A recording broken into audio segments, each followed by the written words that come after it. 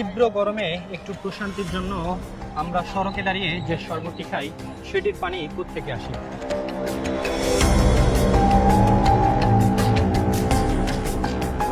পানি নিয়ে আসি, যদি শর্ট করে তাহলে আমরা এখান থেকে নেই। আপনারা বাসা থেকে নিয়ে আসেন। এটা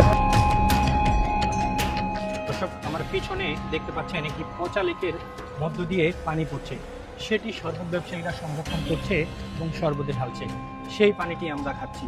এটি আসলে কতটা স্বাস্থ্যকর এবং স্বাস্থ্যসম্মত।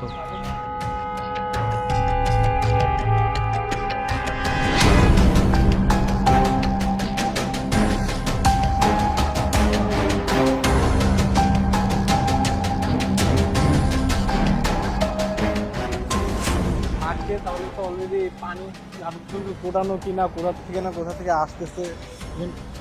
এখান থেকে তো অনেক বাংলাদেশে ধরেন কলেরা হইতেছে বা কি বলে বিভিন্ন ইয়ে হইতেছে, কিন্তু অবশ্যই অসুস্থ।